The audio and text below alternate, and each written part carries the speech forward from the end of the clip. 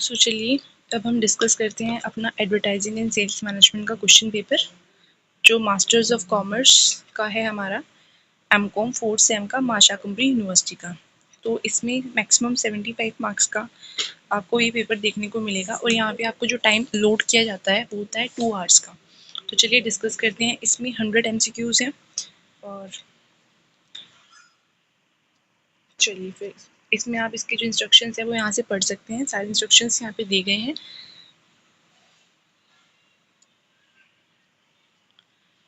तो जैसा कि आप इस वीडियो में देख रहे हैं कि इस वीडियो में पहले से ही आंसर्स मार्क्ड है।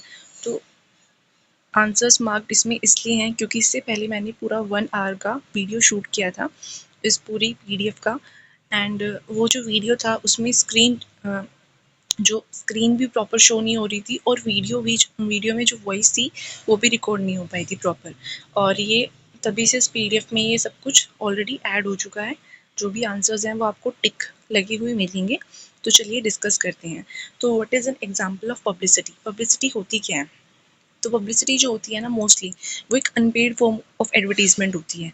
ठीक है, एडवर्टीजमेंट तो नहीं कह सकते, मतलब अनपेड फॉर्म होती है मार्केटिंग की, जिसमें आप पेमेंट नहीं करते हो पब्लिसिटी में। बल्कि क्या होता है, किसी भी न्यूज़ आर्टिकल में आपके जो प्रोडक्ट है, आपका जो ब्रांड है, उसके बारे में आर्टिकल छप जाते हैं। वो आर्टिकल जो है वो एक पॉजिटिव भी हो सकता है, वो नेगेटिव भी हो सकता है। फॉर एग्जाम्पल, जब मैगी बैन हुई थी तो मैगी को लेकर आप सब लोगों ने देखा होगा कि काफ़ी सारे आर्टिकल्स आए थे उसके नेगेटिव इम्पैक्ट्स को लेकर। ठीक है, तो वो क्या था, वो एक नेगेटिव इम्पैक्ट को बता रहा था। बट मैगी फेमस हुई उस चीज़ से। मैगी की जो मार्केटिंग है वो हुई है, चाहे वो नेगेटिव हो चाहे वो पॉजिटिव हो। ठीक है, तो पब्लिसिटी बेसिकली क्या होती है, एक न्यूज़ आर्टिकल आ जाना। ईमेल मार्केटिंग तो नहीं होता, फर्स्ट ऑप्शन इसलिए लिया। सोशल मीडिया पोस्ट क्या होता है, वो एक सोशल मीडिया, वो एडवर्टीजमेंट का ही पार्ट होता है। टेलीविजन एडवर्टीजमेंट का पार्ट होता है। पब्लिसिटी और एडवर्टीजमेंट डिफरेंट है। पब्लिसिटी का आपको हमेशा ध्यान रखना है, news article in about a brand, in a journal, in a magazine, in a newspaper, like that. ठीक है, उसके बाद which one of the following is not a feature of publicity? Publicity का कौन सा फीचर नहीं है? तो पब्लिसिटी जो है हमारी, कौन सा नहीं है, ये हमें ध्यान रखना है। Not a feature, publicity uncontrolled होती है। यस, ये पब्लिसिटी जो है ये इसकी फीचर है कि अनकंट्रोल्ड होती है। ठीक है, हम किसी को नहीं रोक सकते हमारे प्रोडक्ट के बारे में कोई आर्टिकल छापने से। ठीक है, तो ये अनकंट्रोल होती है। दूसरा, ये लो कॉस्ट होती है। कई बार लोग हमारे प्रोडक्ट की तारीफ लिख सकते हैं। ठीक है, और वो जो, अगर हमारे प्रोडक्ट की तारीफ हो रही है किसी मैगजीन में, किसी न्यूज़पेपर में, तो इससे क्या फ़ायदा होगा, हमारे जो प्रोडक्ट की सेल है वो इंक्रीज होगी और ये हमें विदाउट कॉस्ट पड़ा। तो हम कह सकते हैं लो कॉस्ट है पब्लिसिटी। ठीक है, उसके बाद ये क्रेडिबल होती है, क्योंकि क्या होता है, काफ़ी सारे रिसर्चर्स, काफ़ी सारे जो पब्लिकेशंस हैं वो काफ़ी अच्छा रिव्यू देते हैं किसी भी प्रोडक्ट का। तो लोग जो है इससे इन्फ्लुएंस होते हैं, कस्टमर्स इन्फ्लुएंस होंगे तो ये क्रेडिबिलिटी भी शो करती है। जैसे कि पता लगा था कि मैगी जो है वो नुकसानदायक है, तो सब लोगों ने मैगी को अपनी डाइट से हटाना स्टार्ट कर दिया था। तो पब्लिसिटी का इम्पैक्ट हमेशा क्रेडिबल होता है। उसके बाद क्या, पब्लिसिटी ऑलवेज पॉजिटिव? तो पब्लिसिटी ऑलवेज तो पॉजिटिव नहीं होती है। ठीक है, पब्लिसिटी नेगेटिव भी हो सकती है, पॉजिटिव भी हो सकती है। Again the same example of Maggi, कि जो मैगी की पब्लिसिटी हुई थी वो एक नेगेटिव तरीके से हुई थी। उसके बाद है, which of these factors influence advertising strategy? इनमें से कौन सा फैक्टर अफेक्ट करता है? तो देखो, कंपटीशन भी अफेक्ट करता है। हम अपने कॉम्पिटिटर्स की स्ट्रैटेजी को देखते हैं एडवर्टीजमेंट की, वो कैसे एडवर्टीजमेंट कर रहे हैं। हम कस्टमर प्रेफरेंस को भी देखते हैं, वो कस्टमर किस चैनल को प्रेफर करता है, वो भी देखते हैं। बजट को भी देखते हैं, जब भी हम स्ट्रैटेजी फाइनलाइज करते हैं कि हमारा कितना खर्चा आएगा, उसका एस्टिमेट लेके हम चलते हैं। तो ये सारे फैक्टर्स अफेक्ट करते हैं। तो option D is the right answer, all of the above. उसके बाद है, which of the following is not an advertising objective? Advertising का ऑब्जेक्टिव कौन सा नहीं है? ठीक है, नहीं है, पूछा गया है। तो इंक्रीजिंग ब्रांड अवेयरनेस, ये तो ऑब्जेक्टिव है कि हमें ब्रांड को लोगों के बीच में उसकी अवेयरनेस फैलानी है। एडवर्टाइजिंग का ऑब्जेक्टिव होता है कि हमें क्यों करते हैं हम एडवर्टीजमेंट, जिससे कि सेल्स बढ़े, तो ये तो है। उसके बाद है, क्रिएटिंग कंज्यूमर कन्फ्यूजन, क्या हम अपने कंज्यूमर्स को कंफ्यूज कर रहे हैं इसलिए एडवर्टीजमेंट करते हैं? नहीं, एडवर्टीजमेंट का मतलब होता है अवेयरनेस करना, रिमाइंडिंग करना एंड सेल्स को, प्रोडक्ट की इंक्रीज करना और कस्टमर की लॉयल्टी को डेवलप करना। लॉयल्टी कब डेवलप होगी? जब उसको एडवर्टीजमेंट को बार बार देखेगा, उसको एडवर्टीजमेंट रिमाइंड होगी, उसको प्रोडक्ट की याद आएगी, तो वो उस प्रोडक्ट के लिए लॉयल बनेगा। ठीक है, ये इसका ऑब्जेक्टिव होता है। तो कंज्यूमर कन्फ्यूजन क्रिएट करना ऑब्जेक्टिव नहीं है, तो सी ऑप्शन जाएगा इसमें। उसके बाद है fifth, a sales budget primarily helps in, sales budget किस में हेल्प करता है? एलोकेशन रिसोर्सेज, ऑफ कोर्स इसमें करता है, रिसोर्सेज को बांटने में। उसके बाद सेटिंग परफॉर्मेंस टारगेट, जो परफॉर्मेंस के टारगेट्स हैं उनको सेट करने में हेल्प करता है, जी करता है। इवेल्युएटिंग सेल्स परफॉर्मेंस, सेल्स की परफॉर्मेंस को इवेल्युएट कर सकते हैं हम बजट से। यस, बाद में हम पूरे बजट को कंपेयर करते हैं अपनी एक्चुअल परफॉर्मेंस से, तो हम उसमें अपनी परफॉर्मेंस को इवेल्यूट कर सकते हैं। ये सारे ही हमारे हेल्प करते हैं। तो डी इसका राइट आंसर है, ऑल ऑफ द अबव। उसके बाद है what is the main purpose of defining sales territory, sales territories को डिफाइन करने का मेन पर्पस क्या है? Avoiding overlapping efforts. Sale territories में क्या होता है कि हम जितने भी हमारे सेल्स बॉयज़ होते हैं, सेल्स एम्प्लॉयज़ होते हैं, तो उसको हम क्या करते हैं, उनको एक सेगमेंट, एक एरिया दे देते हैं कि आपको इस एरिया के अंदर अपनी सेल्स करनी है, ठीक है। तो वो क्यों करते हैं, पर्टिकुलर बंदे को एक पर्टिकुलर एरिया दे दिया जाता है जिससे कि डुप्लीकेशन ऑफ एफर्ट्स ना हो, सेम व्यक्ति वही काम ना करे। तो ओवरलैपिंग एफर्ट्स को अवॉइड करने के लिए करते हैं। इफेक्टिव मार्केट को कवरेज, अच्छे तरीके से मार्केट को कवर किया जा सकता है, ठीक है। और इससे कस्टमर की रिलेशनशिप भी बनती है, एक व्यक्ति ही एक एरिया में जाएगा तो लोगों के बीच में क्रेडिबिलिटी बढ़ेगी। ओके, तो डी है इसका right answer, all of the above is the purpose. उसके बाद है सेल्स कोटा क्या होता है? सेल्स कोटा क्या होता है, एक जो सेल्स पर्सन होता है उसको हम क्या करते हैं, टारगेट दे देते हैं कि आपको इतने टाइम में ये टारगेट अचीव करना है, एक कोटा दे दिया जाता है, ठीक है। तो इसका ऑप्शन ए ही जाएगा, बी सी डी ये सारे रिलेवेंट है, इनसे इसका कोई मतलब नहीं है सेल्स कोटा को। फिर है हमारा what is the most effective way to motivate a sales staff, sales staff को हम कैसे मोटिवेट कर सकते हैं? तो सबसे पहले आप देख रहे होंगे यहाँ पे ओनली ओनली है तीन ऑप्शंस में। तो ओनली वर्ड जो है वो एक एक्सट्रीम वर्ड होता है। अगर आप किसी भी ऑप्शन में फंस रहे हैं और उसमें आपको ओनली वर्ड दिख रहा है तो आप जनरल जनरल जो वे होता है उसके साथ जाइए। ओनली वाले मोस्ट ऑफ द टाइम में क्या होते हैं, गलत होते हैं, ठीक है। एक्सेप्शन, ओनली का एक्सेप्शन हमेशा है, ये नहीं है कि आप हमेशा ओनली वाले को हटा दें, थोड़ा अपनी सूझबूझ का वहाँ पे यूज़ करना है। तो सबसे इफेक्टिव वे क्या होता है सेल्स स्टाफ को मोटिवेट करने का? सैलरी को इंक्रीज करने से ही हो सकते हैं वो, केवल नहीं। Providing them with rewards and recognition, उनको रिवॉर्ड दे दिया और उनको सम्मान दे दिया ऑर्गेनाइजेशन में, इससे मोटिवेट होंगे। मोस्ट इफेक्टिव वे बी ही होगा। उसके बाद ओनली प्रोवाइडिंग जॉब सिक्योरिटी, उनको केवल जॉब सिक्योरिटी दे दो, मोटिवेट होते हैं। केवल जॉब सिक्योरिटी से नहीं होते हैं, ह्यूमन नेचर होता है, डिज़ायर होती है, डिज़ायर चेंज होती रहती है with the passage of time. तो ये नहीं होगा। ओनली मॉनिटरिंग टास्क, इससे भी नहीं होगा। डी ऑप्शन भी हमारा जाएगा, B is the right answer. उसके बाद है what is the main objective of sales performance evaluation, sales performance का इवैल्यूएशन हम क्यों करते हैं, ठीक है। इसका मेन ऑब्जेक्टिव क्या है? इवैल्यूएशन हमेशा क्या होता है कि हम देखते हैं कि क्या परफॉर्मेंस हुई है, ठीक है, जिससे बाद में उसको इम्प्रूव करें। तो ए ऑप्शन देखने से ही सही लग रहा है, और बी सी डी इसमें आप अगेन देख रहे होंगे ओनली ओनली ओनली। तो only counting the number of customers को काउंट करने के लिए करते हैं, केवल नहीं। ओनली प्रिपेयरिंग बजट रिपोर्ट्स नहीं, ओनली रिव्यूइंग मार्केटिंग स्ट्रेटजी नहीं। फर्स्ट है A, to measure and improve sales employees capabilities, उनकी कैपेबिलिटीज को मेजर करने के लिए, इम्प्रूव करने के लिए करते हैं, ठीक है। उसके बाद है which is the most important factor in selecting a sales organisation structure, कौन सा मोस्ट इंपॉर्टेंट फैक्टर है? यहाँ पे भी अगेन ओनली ओनली दिख रहा है आपको, तो केवल यही चीज़ें नहीं होती, बहुत सारी चीज़ें मोस्ट इंपॉर्टेंट फैक्टर होती हैं। तो कंपनी का size and nature of market जो है मोस्ट इंपॉर्टेंट फैक्टर है जब भी हम जो क्या करते हैं सेल्स ऑर्गेनाइजेशन स्ट्रक्चर को डिसाइड करते हैं। भाई ऑर्गेनाइजेशन स्ट्रक्चर में हम कंपनी का साइज तो देखेंगे, जितनी बड़ी कंपनी होगी उसी के हिसाब से हम वर्टिकली हॉरिजॉन्टली उसको डिवाइड करेंगे, ठीक है। Only the number of sales team ये देखेंगे नहीं, only computer strategies, only product quality, ये सब केवल चीज़ें तो नहीं देखते। A is the right answer. उसके बाद है आईटी कैसे कंट्रीब्यूट कर रहा है सेल्स प्लानिंग में? आईटी क्या इन्फॉर्मेशन टेक्नोलॉजी है, एक टेक्नोलॉजी, वो कैसे कंट्रीब्यूट करेगा सेल्स प्लानिंग में? डाटा एनालिसिस एंड फोरकास्टिंग करके, यस। कम्युनिकेशन को अच्छा करके, ठीक है, सुव्यवस्थित करके, एक तरीके से हिंदी में देख सकते हो आप इधर, एडमिनिस्ट्रेटिव टास्क को ऑटोमेट करके, मतलब ऑटोमेट का मतलब क्या, ऑटोमेशन लाके। तो आईटी जो है सेल्स प्लानिंग में डिफरेंट वेज से कंट्रीब्यूट करता है। तो ऑल ऑफ द अबव। अगर टेक्नोलॉजी वाले क्वेश्चंस आते हैं, साइंस एंड टेक्नोलॉजी का इम्पैक्ट पूछते हैं आपके बिजनेस की किसी प्रोसेस के लिए, तो generally all of the above ही होंगे अगर वो सारे बेनिफिट्स हैं, ठीक है। तो D is the right answer. उसके बाद प्राइमरी ऑब्जेक्टिव क्या होता है पर्सनल सेलिंग का? तो पर्सनल सेलिंग के बारे में मैं आपको बताती हूँ। पर्सनल सेलिंग क्या होती है कि जब क्या होता है, हम अपने सेल्स एम्प्लॉयज़ को भेजते हैं सामान डायरेक्टली कंज्यूमर को बेचने के लिए, उसे बोलते हैं पर्सनल सेलिंग। यहाँ पे वो direct eye to eye contact में बात करते हैं, डबल फ्लो ऑफ कम्युनिकेशन होता है, ठीक है, मतलब यूनिलेवल फ्लो नहीं होता कि आप ही बोल रहे हो, ठीक है। तो आप आपस में बात करते हो, उससे क्रेडिबिलिटी बिल्ड होती है, कस्टमर्स के साथ हमारी। तो इसके प्राइमरी ऑब्जेक्टिव क्या है पर्सनल सेलिंग का, क्योंकि आप खुद जाते हो वहाँ पे, आप कंज्यूमर्स को कन्विंस करते हो प्रोडक्ट को परचेज करने के लिए, तो ये इमीडिएट सेल्स जनरेट करता है। ब्रांड अवेयरनेस जो है वो मेन ऑब्जेक्टिव किसका है, एडवर्टाइजिंग का है, तो ऑप्शन ए तो नहीं है। कंपटीशन रिड्यूस करता है, देखो कंपटीशन भी रिड्यूस करेगा, मार्केटिंग कॉस्ट को मिनिमाइज तो खैर नहीं करेगा, क्योंकि आप पर्सनल सेलिंग कर रहे हो, आप घर घर जा रहे हो, तो आपका खर्चा आएगा, तो मार्केटिंग कॉस्ट तो कम नहीं होते, बढ़ती है। देखो ए और बी में आप फंस सकते हो और सी में भी फंस सकते हो, बट आपको प्राइमरी ऑब्जेक्टिव बोला गया है, नॉट ओनली ऑब्जेक्टिव। ठीक है, तो B is the right answer and the appropriate option to choose. उसके बाद है which of the following is not a method of sales forecasting, इनमें से कौन सा सेल्स फोरकास्टिंग का मेथड नहीं है।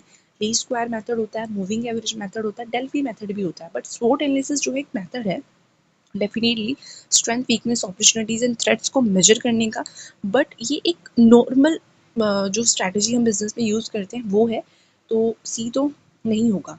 ठीक है, डायरेक्टली नहीं है ये।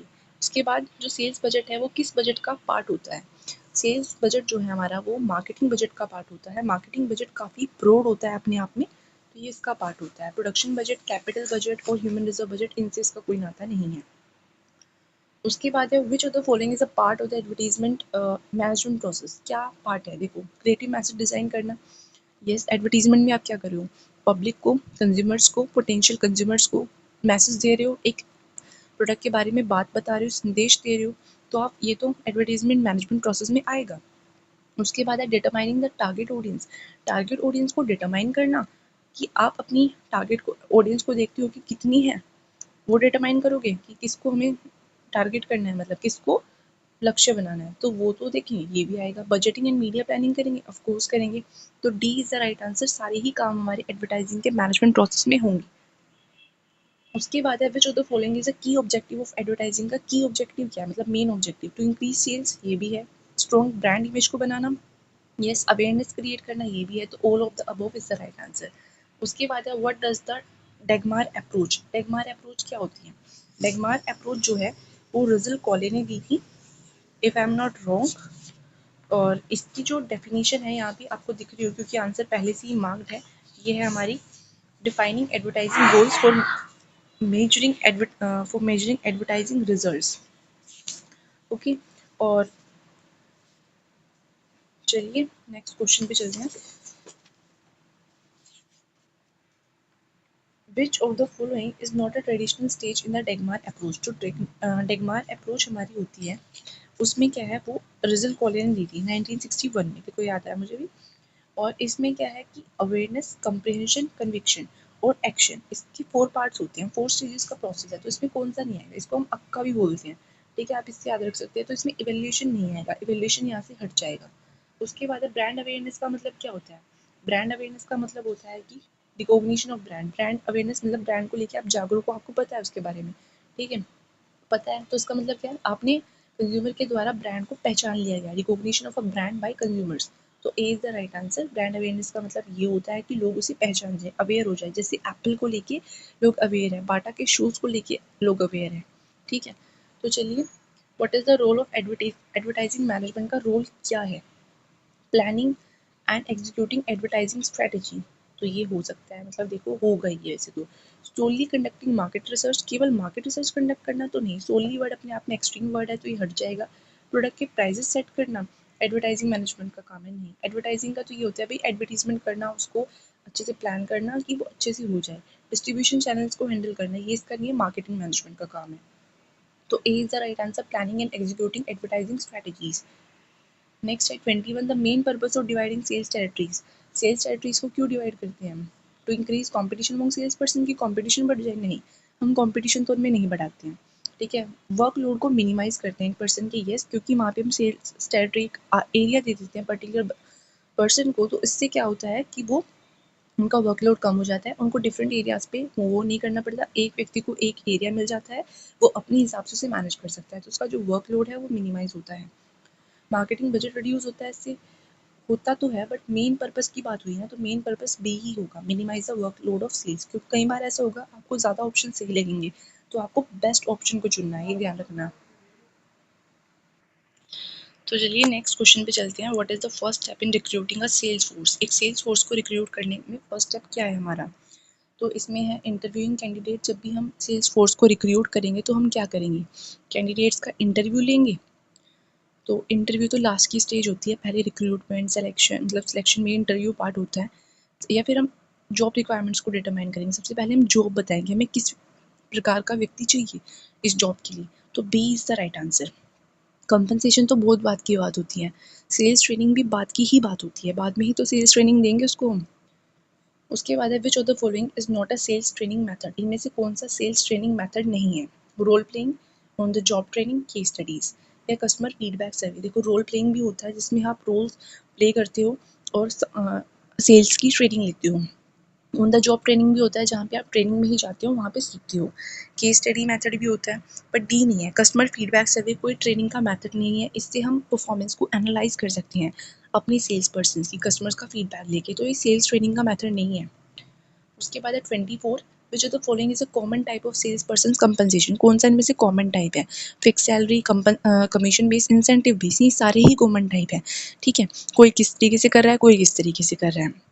Main objective of a sales contest is to, main objective क्या होता है सेल्स कॉन्टेस्ट कराने का, इंक्रीज एम्प्लॉय इंगेजमेंट, एम्प्लॉयज़ को इंगेज करके रखना, ये इसका मेन ऑब्जेक्टिव होता है। ठीक है, क्योंकि यहाँ पे एम्प्लॉयज़ के बीच में ही कॉन्टेस्ट करा दिया जाता है जिससे कि वो इंगेज होते हैं। ठीक है, A is the right answer.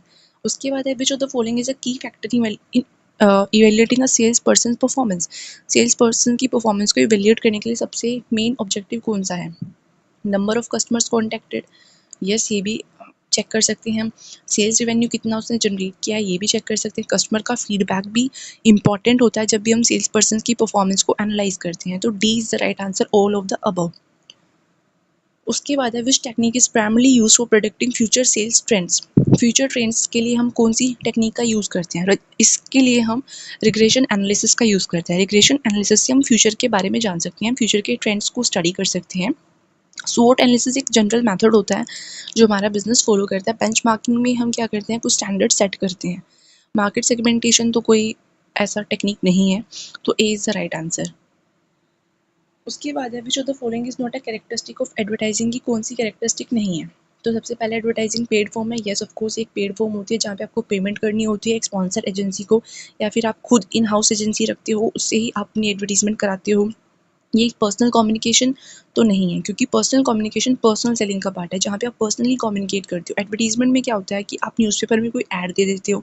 ठीक है, क्या आप हर कंज्यूमर से पर्सनली बात कर रहे हो, नहीं, कंज्यूमर खुद उस ऐड को पढ़ता है या देखता है सुनता है तो उसके बारे में जानता है, तो यहाँ पे आप पर्सनल कम्युनिकेशन नहीं करते हो। ठीक है, तो B is the right answer. Focused on target audience, yes ये होता है इसकी कैरेक्टरिस्टिक। प्रमोशन, एक प्रोडक्ट को प्रमोट करने की कोशिश करते हो, यस करते हो, ये भी इसकी कैरेक्टरिस्टिक है।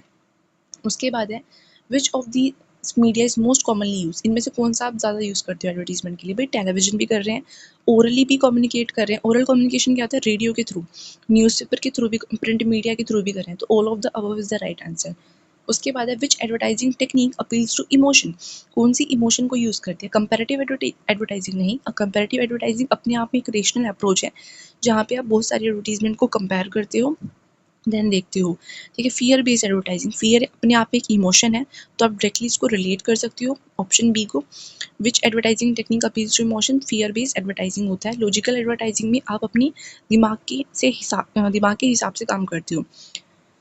डायरेक्ट मार्केटिंग में क्या होता है कि आप डायरेक्टली मतलब डायरेक्टली ही मार्केटिंग करते हो, तो इसमें फियर बेस्ड एडवर्टाइजिंग या एडवर्टाइजिंग की टेक्निक पूछी गई है। उसके बाद है which of the following is not a type of advertising, इनमें से कौन सा एडवर्टाइजिंग का टाइप नहीं। प्रोडक्ट एडवर्टाइजिंग होती है, सोशल एडवर्टाइजिंग होती है, इंडस्ट्रियल एडवर्टाइजिंग होती है।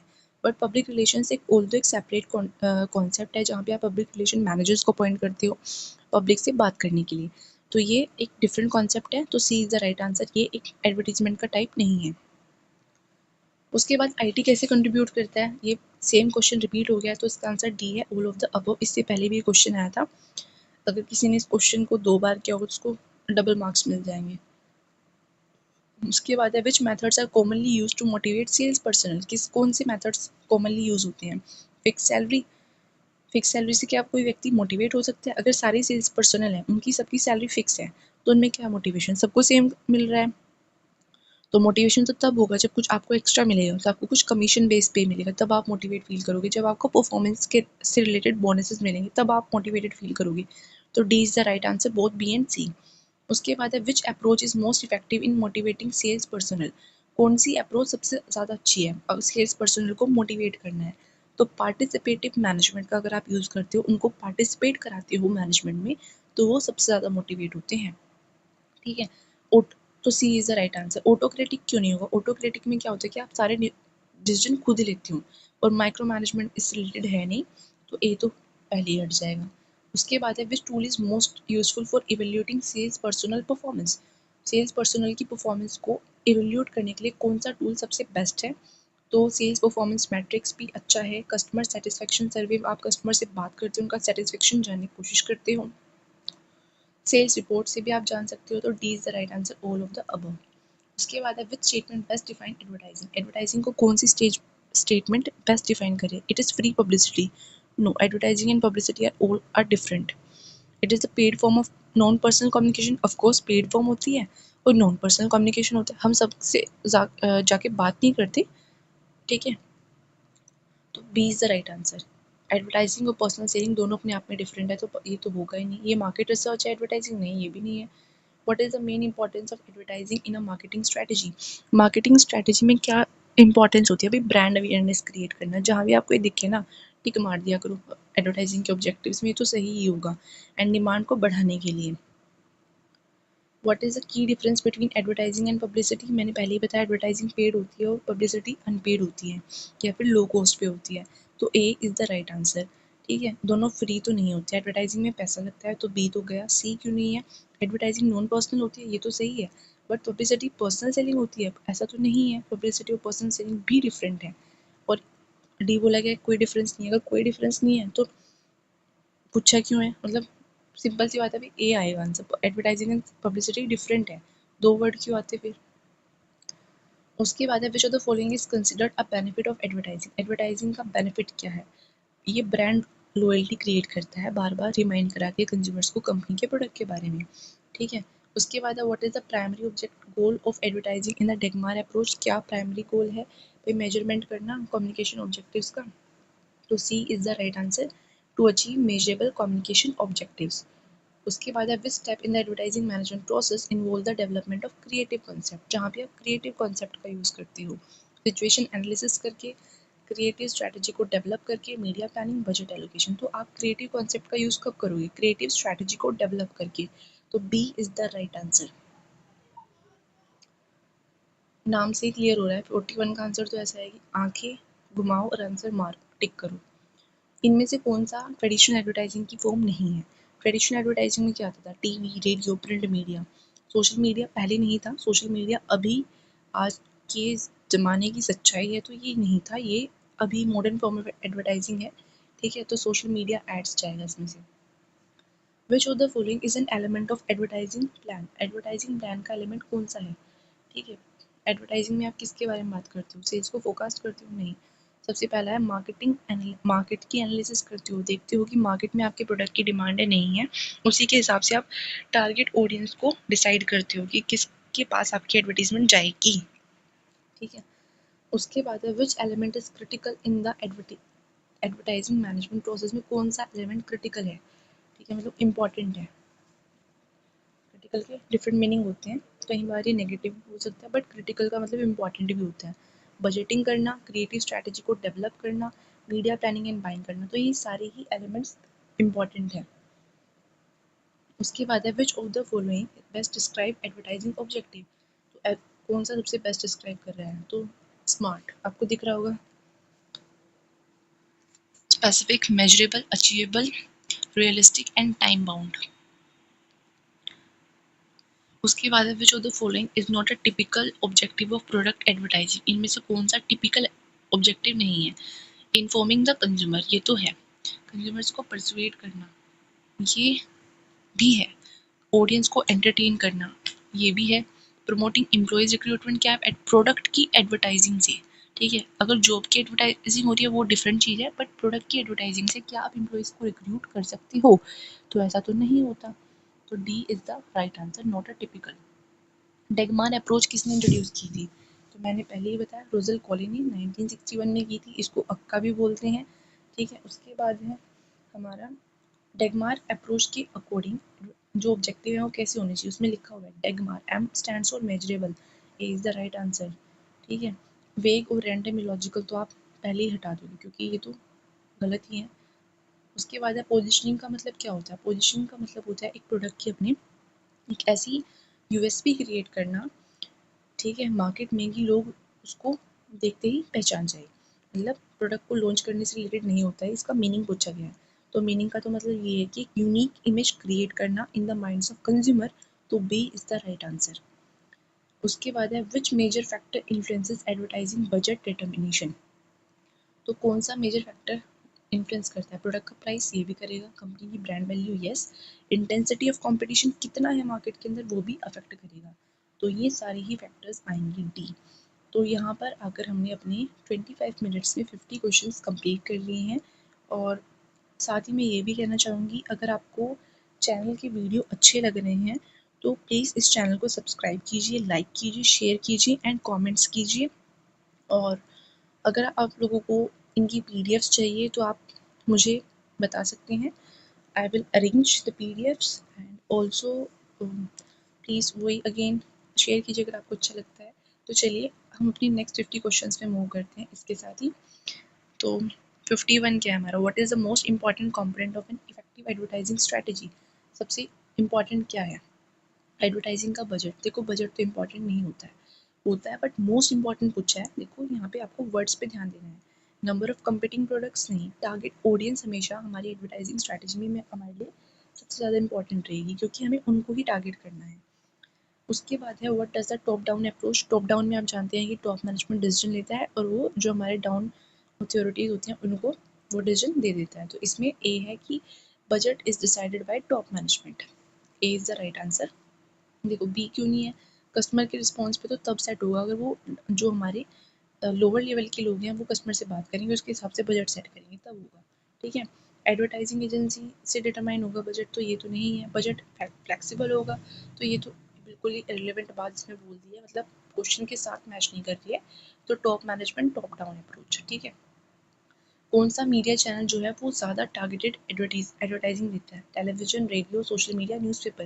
देखो टेलीविजन में को हर उम्र का व्यक्ति देख रहा है, बच्चे देख रहे हैं और बड़ी उम्र के लोग भी देख रहे हैं और यंगस्टर्स भी देख रहे हैं।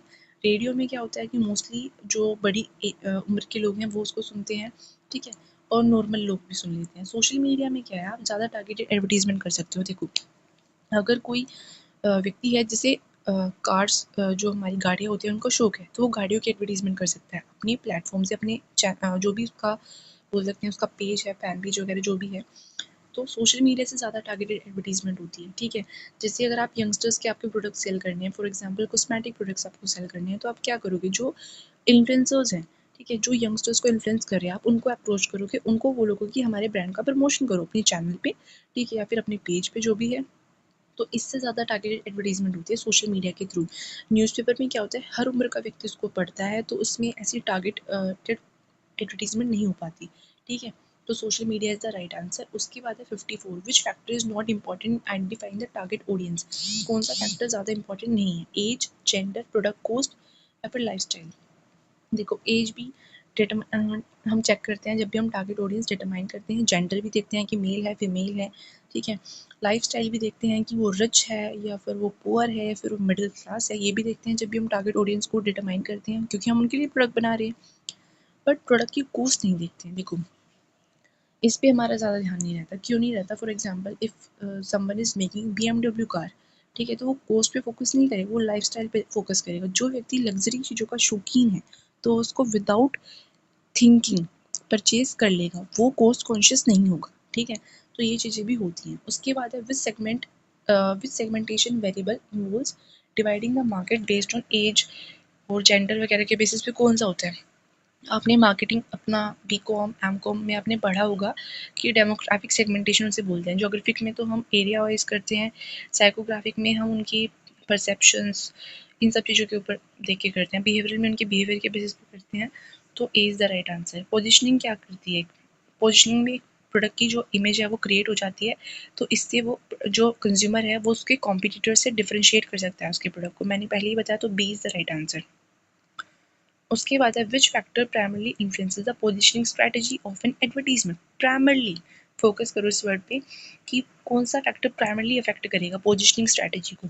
ठीक है, पोजिशनिंग स्ट्रैटेजी को सबसे ज़्यादा जो अफेक्ट करेगा वो होगा कॉम्पिटिटिव एडवांटेज। देखो प्रोडक्ट का प्राइस भी करेगा, वैसे तो प्रोडक्शन कॉस्ट भी करेगी, एम्प्लॉइज़ की परफॉर्मेंस भी इनडायरेक्टली कर सकती है। ठीक है, बट प्राइमरी वर्ड है, ध्यान दो। तो कॉम्पिटिटिव एडवांटेज, तो उसको उसकी कॉम्पिटिटर से क्या एडवांटेज मिल रहा है, ठीक है, वो उसको ज़्यादा अफेक्ट करेगा। ठीक है, प्रोडक्ट को। उसके बाद है 58, which factor is least likely to influence the advertising budget के डिसीजन को कौन सा कम से कम इफेक्ट करेगा। मार्केट साइज तो भाई डायरेक्टली इफेक्ट करेगा भाई, जितना ज़्यादा मार्केट साइज होगा उतना उसके हिसाब से उसे बजट डिसाइड करना पड़ेगा। कॉम्पिटिटर्स जितना पैसा खर्च करने हैं तो उसके हिसाब से करना पड़ेगा। एडवर्टाइजिंग ऑब्जेक्टिव तो भाई मेन ही होता है जिसके बेसिस पे आप बजट डिज़ाइन कर रहे हो। वेदर कंडीशंस, तो वेदर कंडीशंस तो नहीं करेगी, क्योंकि वेदर का क्या प्रभाव है एडवर्टाइजिंग के ऊपर। उसके बाद कॉम्पिटिटिव पैरिटी मेथड क्या होता है। कॉम्पिटिटिव पैरिटी मेथड क्या होता है कि यहाँ पे हम अपने कॉम्पिटिटर्स के साथ, पैरिटी का मतलब होता है बराबरी करते हैं अपने कॉम्पिटिटर्स के साथ, तो यहाँ पे हम मैचिंग करते हैं कॉम्पिटिटर्स की स्पेंडिंग के साथ। ठीक है, तो आपको डायरेक्टली वर्ड से भी आप आंसर्स तक पहुँच सकते हो। परसेंटेज ऑफ सेल्स पे होता है हमारा, नहीं, बेस्ड ऑन ऑब्जेक्टिव होता है। देखो ये मेथड्स दिए गए हैं, बट इसमें पर्टिकुलरली कॉम्पिटिटिव पैरिटी मेथड का मतलब पूछा गया है, तो आप इसी ऑप्शन को चेक कीजिए, बी वाले को। उसके बाद है which aspect is most crucial when determining the target audience. कौन सा एस्पेक्ट ज़्यादा क्रिशियल है। कंज्यूमर की needs, production cost, distribution channel, stock availability. तो टारगेट ऑडियंस में सबसे ज़्यादा तो भाई कंज्यूमर नीड्स जो है वो ज़्यादा क्रिशियल है। देखो क्रिशियल तो सारी चीज़ें ही होंगी, बट मोस्ट क्रिशियल पूछा गया है ना, जो सबसे ज़्यादा महत्वपूर्ण है। तो कंज्यूमर की नीड्स के बेसिस पे ही तो हम टारगेट ऑडियंस को डिटरमाइन करते हैं। उसके बाद है what is the major objective benefit of accurately determining your target audience. अपनी टारगेट ऑडियंस को एक्यूरेटली डिटरमाइन करने का मेजर बेनिफिट क्या है, इससे आपको क्या फ़ायदा हुआ। आपकी प्रोडक्शन कॉस्ट बढ़ेगी नहीं, अगर आपने एक्यूरेटली डिटरमाइन कर लिया तो आपकी प्रोडक्शन कॉस्ट तो घटेगी। ठीक है, तो ये तो गलत हो गया। उसके बाद मोर इफेक्टिव एडवर्टाइजिंग मैसेज, आप अच्छा एडवर्टीजमेंट मैसेज दे पाओगे, यस ये होगा। अब वाइडर प्रोडक्ट रेंज होगी आपकी, तो ये तो नहीं। हाई डिस्ट्रीब्यूशन कॉस्ट होगा, ये भी नहीं है। B is the right answer. Which step is critical in the process of positioning a brand in the market? Market की में जब आप अपने ब्रांड को पोजिशनिंग, उसकी ब्रांड अवेयरनेस क्रिएट करने जा रही हो, तो कौन सा स्टेप क्रिटिकल है। प्रोडक्ट की पैकेजिंग हो सकती है, बट इतनी नहीं। आइडेंटिफाइंग कंपीटिटर्स वीकनेस नहीं। Analysing consumer perceptions. तो देखो पैकेजिंग में हम मतलब सॉरी पोजिशनिंग में हम क्या देख रहे हैं, हमें देख रहे हैं कि कंज्यूमर ब्रांड को लेके अवेयर है, तो इसमें हम कंज्यूमर के परसेप्शंस को एनालाइज करते हैं, तो ये मोस्ट इम्पॉर्टेंट है।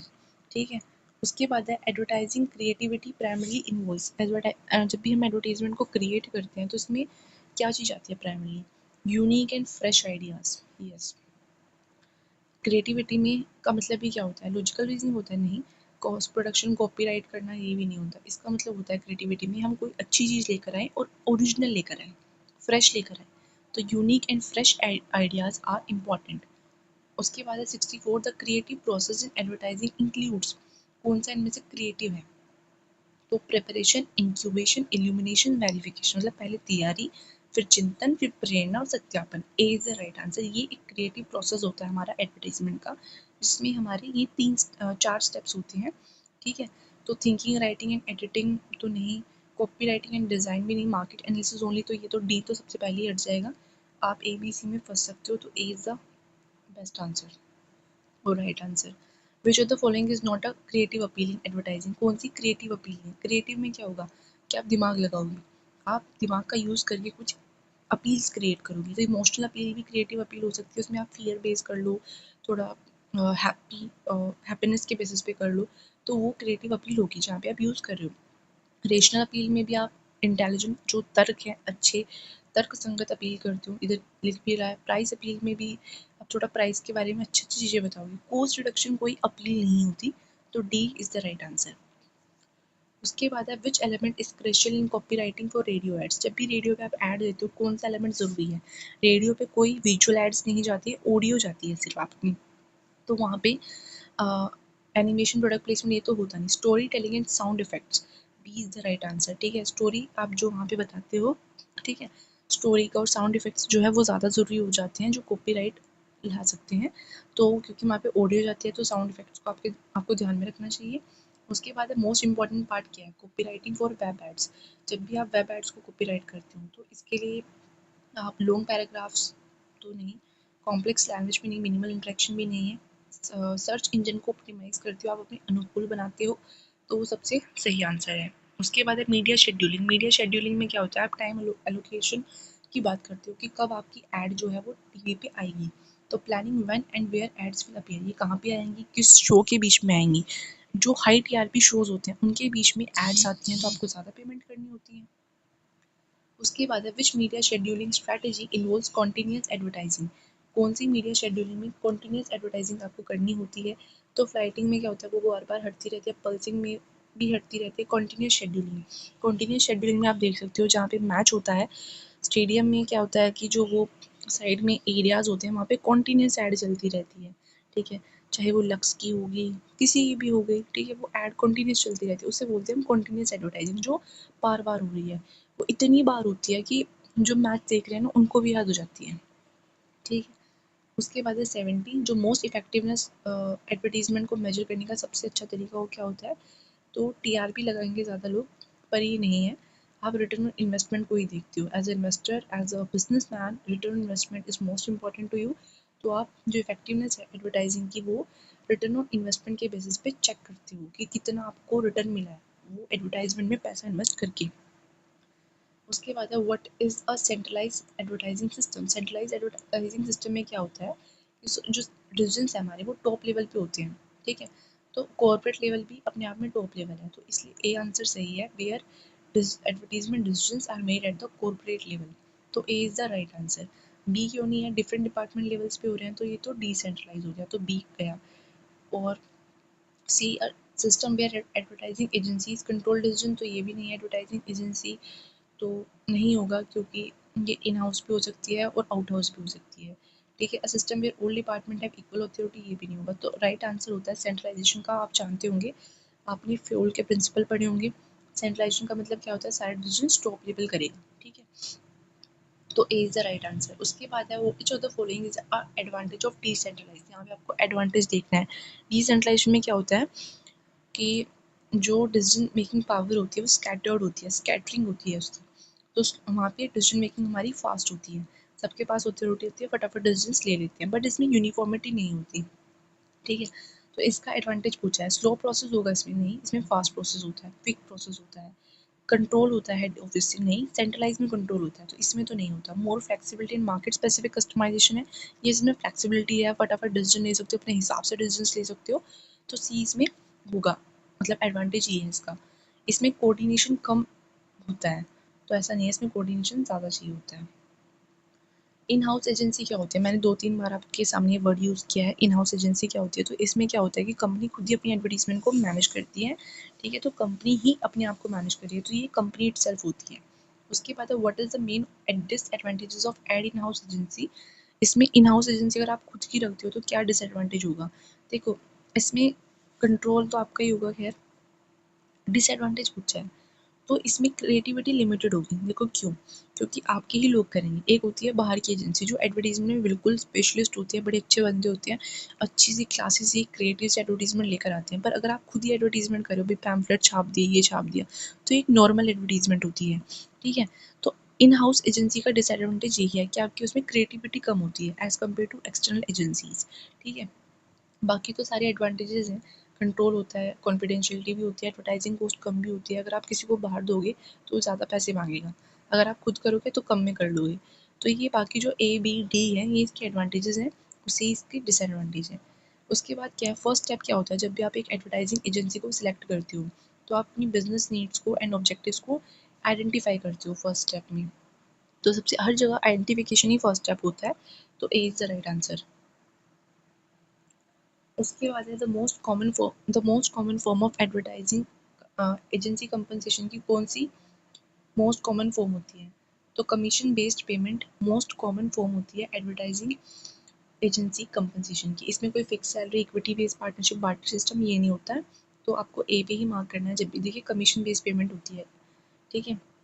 आईएमसी का क्या फुल फॉर्म होगा, तो इसका आपको ध्यान रखना है, इंटीग्रेटेड मार्केटिंग कम्युनिकेशन इसकी फुल फॉर्म होती है। ठीक है, उसके बाद है बिफोर एडवर्टाइजिंग टेस्ट। क्या होता है? एडवर्टीजमेंट को मार्केट में लाने से पहले आप उसका टेस्ट करती हो। ठीक है, तो बिफोर मतलब पहले ही कर लेती हूँ। तो इसका मतलब आपको पूछा गया है तो इसमें a test conducted before launching an advertisement, ये तो होगा। आफ्टर बी ऑप्शन क्यों नहीं होगा? क्योंकि इसमें आफ्टर वर्ड दिया गया है। ठीक है, कंपैरिजन बिटवीन टू एड्स, ये भी नहीं होगा। मीडिया चैनल्स पे टेस्ट कंडक्ट हो, ये भी नहीं। बिफोर का मतलब आप पहले कर रहे हो। A commonly use after advertising test is, कौन सा एडवर्टाइजिंग आने के बाद कौन सा टेस्ट होता है? फोकस ग्रुप, प्री टेस्ट, सर्वे, कंसेप्ट टेस्टिंग। तो ये सब तो नहीं है। रिकॉल टेस्ट कराते हो आप अपने कंज्यूमर से कि आपको कितना ध्यान है, आपने उस एडवर्टीजमेंट में क्या देखा था। जैसे कस्टमर सर्वे करते हैं तो वहाँ पे ये जानने की कोशिश होती है। उसके बाद है a decentralized advertising system is beneficial for, ये अगर डिसेंट्रलाइजेशन होता है तो उससे क्या होता है? डिसीजन मेकिंग हमारी क्विक होती है, फ्लेक्सिबल होती है। और तो ये इसका एडवांटेज है, क्विक डिसीजन मेकिंग। तो A is the right answer. B strict budget control, तो ये तो नहीं होता। बहुत मीडियम लेवल का कंट्रोल यहाँ पे होता है।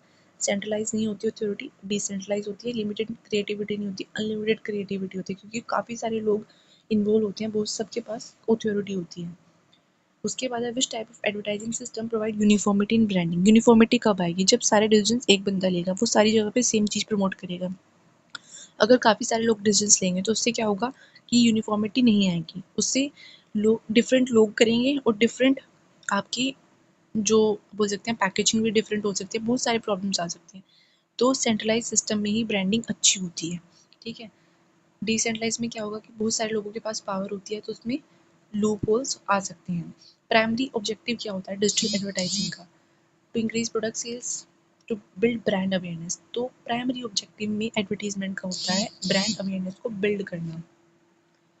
उसके बाद है to promote the companies values. अच्छा, ये तो सही हो गया। ठीक है, which platform has become the most popular for influencer marketing के लिए सबसे ज़्यादा इन्फ्लुएंसर्स कहाँ पे देखने को मिल रहा है आपको? इंस्टाग्राम पे देखने को मिल रहा है, तो वो सबसे ज़्यादा आज के टाइम पे पॉपुलर है।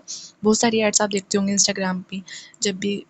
चलिए छोड़िए, आपको पता ही होगा, आप यूज़ करते हैं। What is a major challenge in digital advertising today? क्या मेजर चैलेंज अगर आप डिजिटल मीडिया पे ऐड दे रहे हो? जब भी मेरे पास भी कोई ऐड आता है तो मैं क्या करती हूँ, उसको this add is relevant for me, add blocking technologies का यूज़ करती हूँ जिससे वो ऐड हट जाए। ठीक है, उसको फटाफट हटा देती हूँ वहाँ से। मतलब काफ़ी सारे लोग ऐसा करते होंगे। तो ये एक मेजर चैलेंज है डिजिटल एडवर्टाइजिंग में। भाई एक व्यक्ति ने पैसा दिया है कि एडवर्टीजमेंट शो हो इस पर्टिकुलर ऐप पे, पर आप उसको हटा रहे हो ऐड ब्लॉकिंग टेक्नोलॉजीज का यूज़ करके। तो ये सबसे बड़ा चैलेंज है। अगर कोई पैम्फलेट है किसी न्यूज़पेपर में ऐड आई हुई है, आप उसको हटा नहीं सकते, वो वहीं पे रहेगी। फाड़ना अलग केस हो गया। ठीक है, तो एड ब्लॉकिंग टेक्नोलॉजी एक मेजर चैलेंज बन के सामने आ रहा है। नेव एडवर्टीजमेंट क्या होती है? नेव एडवर्टीजमेंट होती है भाई एक देसी तरीके की एडवर्टीजमेंट हम बोल सकते हैं। ठीक है, ये इसमें क्या होता है ना कि स्पॉन्सर्ड कंटेंट होता है। ठीक, कि कोई जैसे कि बोल सकते हैं देशी विज्ञापन इसको हम बोल सकते हैं। ठीक है, इसमें जो फील फंक्शन जो है मीडिया का वो मैच किया जाता है व्यक्ति के साथ। तो ये एक स्पॉन्सर्ड कंटेंट को हम न्यू एडवर्टाइजिंग बोलते हैं। Popup ads, banner ads, email marketing new advertising नहीं होती। ठीक है, स्पॉन्सर्ड कंटेंट होता है new advertising, native advertising, sorry मैं न्यू पढ़ नेटिव, तो नेटिव होते हैं देशी तरीके की। ठीक है, उसके बाद है हमारा विच technology is changing the way advertisers target consumer. कौन सी टेक्नोलॉजी ज़्यादा इम्पैक्ट कर रही है? आज के टाइम पे एआई का ज़माना है। आर्टिफिशियल इंटेलिजेंस मोस्टली जो है ये डिफिकल्ट बना रही है चीज़ों को। उसके बाद है which of the following is a की ट्रेंड इन एडवर्टाइजिंग टुडे। कौन सा ट्रेंड आपको देखने को मिल रहा है? इन्फ्लुएंसर पार्टनरशिप, इन्फ्लुएंसर्स आ चुके हैं। ठीक है, तो इस वजह से एडवर्टाइजिंग में चेंजेस हो रहे हैं। प्रोग्रामेटिक एडवर्टाइजिंग क्या होती है? प्रोग्रामेटिक एडवर्टाइजिंग का मतलब है कि आप जो मैनुअल एड प्लेसमेंट तो नहीं होता, प्रिंट भी नहीं होता, रेडियो भी नहीं होता। प्रोग्रामेटिक एडवर्टीजमेंट्स का मतलब होता है आप आर्टिफिशियल इंटेलिजेंस एल्गोरिथम्स का यूज़ करके एक ऑटोमेटिक एड बाइंग जो है मतलब प्रोग्राम्स का यूज़ करके, मतलब एआई का और एल्गोरिथम्स का यूज़ करके ऑटोमेशन लाती हूँ। तो उसे बोला गया है, इसका मतलब क्या है? Automated ad buying. Which of the this is a major concern with data driven advertising. जहाँ पे आपका डाटा लिया जाता है तो वहाँ पे सबसे बड़ा कंसर्न क्या है? High production cost, lower user engagement, decline. सबसे बड़ा चैलेंज है वहाँ पे प्राइवेसी का वायलेशन होता है। ठीक है, उसके बाद है which type of advertising is expected to grow the most in the next few years. कौन सी सबसे ज़्यादा एक्सपेक्ट ग्रो करेगी? प्रिंट, टेलीविजन, रेडियो, ये तो ट्रेडिशनल है। सबसे ज़्यादा मॉडर्न ग्रो करेगी, डिजिटल एडवर्टाइजिंग ग्रो करेगी। तो C is the right answer. कौन सी अथॉरिटी रिस्पॉन्सिबल है एडवर्टीजमेंट्स को रेगुलेट करने के लिए? तो बिना देखे आप मार सकते हैं advertising standard council of India. 91 का D, which of the following is an ethical issue in advertising? Ethical issue कौन सा है? Deceptive advertising. इसमें क्या आप धोखाधड़ी वाले विज्ञापन करते हो, आप दिखाते क्या हो कि आपका प्रोडक्ट ऐसा है बट एक्चुअल में वो वैसा नहीं होता है, ठीक है। तो उसके बाद है A is the right answer. Education content तो एथिकल नहीं है भाई, देखो ऑल ऑफ द अबव इसलिए नहीं होगा क्योंकि एजुकेशन कंटेंट तो ये एथिकल में नहीं आएगा। प्राइम टाइम पे एडवर्टाइजिंग भी कोई एथिकल में नहीं है, मतलब ए इज़ द राइट आंसर। उसके बाद एडवर्टाइजिंग का सोशल इम्पैक्ट क्या होता है? अवेयरनेस क्रिएट करता है, यस। कंज्यूमरिज्म को बढ़ाता है, कंज्यूमरिज्म को बढ़ाने का मतलब क्या है कि लोगों को कंज्यूमर के बारे में मतलब सॉरी प्रोडक्ट्स के बारे में पता लगता है तो और ज़्यादा प्रोडक्ट्स अपनी घर में लेकर आते हैं। न्यू प्रोडक्ट्स के बारे में इन्फॉर्म करता है, तो ऑल ऑफ द अबव होगा। और ऐसा भी हो सकता है इसका आंसर बी भी हो सकता है, देखो ठीक है। तो मैंने डी ही मार्क किया है, आप देख लेना। उसके बाद है which of the following is not a primary objective of personal selling? कौन सा नहीं है? इन्फॉर्मिंग द कस्टमर, नोट पूछा गया ना, तो informing the customer about the product, तो ये तो इसका ऑब्जेक्टिव है। डिफेमिंग कॉम्पिटिटर्स प्रोडक्ट, ये ऑब्जेक्टिव नहीं होता, आप लोगों कंप्यूटर के प्रोडक्ट को बुरा नहीं बताते। कस्टमर्स की नीड को आइडेंटिफाई करना, ये भी ऑब्जेक्टिव है। लॉन्ग टर्म रिलेशनशिप को बिल्ड करना, ये भी ऑब्जेक्टिव है। तो D is the right answer. उसके बाद है what is the main objective of marketing analysis? Marketing analysis का मेन ऑब्जेक्टिव क्या है? ओनली ओनली ओनली, तो ये तो गया, मैंने आपको स्टार्टिंग में ही बताया था। तो understanding and forecasting marketing trends को समझना मार्केट एनालिसिस का ऑब्जेक्टिव है। उसके बाद क्या है? What is the primary use of a sales quota? Sales quota का प्राइमरी यूज क्या है? सेल्स एम्प्लॉयज को मोटिवेट करना, ये हो सकता है भी। मार्केट रिसर्च के लिए आप करते हो? नहीं, सेल्स कोटा में आप टेरिटरीज डिवाइड कर देते हो, उसके हिसाब से सेल्स पर्सन अपना काम करते हैं। तो बी सी भी नहीं है, डी भी नहीं है, A is the right answer. उसके बाद what is the primary purpose of a sales budget? का प्राइमरी पर्पस क्या है? ओनली ओनली गया, सिंपल सी पे आया, to create a financial plan for a sales and marketing activities. मतलब ये वाजिब ऑप्शन भी है, आप एक बार इसको पढ़ लेना, विदाउट चेकिंग मत मारना, ठीक है। ओनली मतलब फाइनेंशियल प्लान को क्रिएट करना for a sales and marketing activities, तो ये होगा। ओनली टू कैलकुलेट टैक्सेस, अच्छा ये तो इसका ही था, ये भी नहीं होगा। उसके बाद है what is necessary in determining the sales territory? को डिटरमाइन करने में क्या ज़रूरी है? उसमें आप उस एरिया की पॉपुलेशन देखोगे जो उस टेरिटरी के अंदर आ रही है, पोटेंशियल कंज्यूमर्स को देखोगे, ये सबसे ज़रूरी है। Only number of sales person, ये भी नहीं। कंपनी का बजट केवल देखोगे नहीं। पास सेल्स डाटा देखोगे केवल नहीं, ठीक है। Which factor is most important will selecting a sales force? कौन सा मोस्ट इंपॉर्टेंट है? कैन जब भी आप सेल्स फोर्स को देखते हो तो सबसे पहले तो सेल्स फोर्स के पास क्या होना चाहिए? अच्छा बोलने का तरीका होना चाहिए, उनका अच्छा व्यवहार होना चाहिए, उनके पास स्ट्रॉन्ग कन्विंसिंग पावर होनी चाहिए कंज्यूमर को कन्विंस करने के लिए, प्रोडक्ट को परचेज करने के लिए। तो आप यहाँ पे उसकी कम्युनिकेशन स्किल्स देखते हो, that are the most important. उसके बाद क्या प्राइमरी पर्पज़ क्या होता है सेल्स ट्रेनिंग का? इसका प्राइमरी पर्पज़ क्या होता है ट्रेनिंग देने का? सेल्स पर्सन्स को उनको सैलरी के बारे में इन्फॉर्म कराना है? नहीं। To provide employees with better communication sales skills, yes, sales skills देना, कम्युनिकेशन देना, यही तो है। तो B is the right answer, C or D नहीं होंगे, ठीक है। तो इसके साथ ही हमारे 100 क्वेश्चंस कंप्लीट होते हैं एडवर्टाइजिंग एंड सेल्स मैनेजमेंट की। और इस वीडियो को अगर आपको अच्छा लगे तो लाइक शेयर एंड सब्सक्राइब कीजिए, चैनल को भी सब्सक्राइब कीजिए और अपने फ्रेंड्स के साथ, अपने कॉलेज ग्रुप्स में जो भी आपके फ्रेंड्स हैं उनके साथ इस वीडियो को शेयर ज़रूर कीजिएगा। Thank you for watching.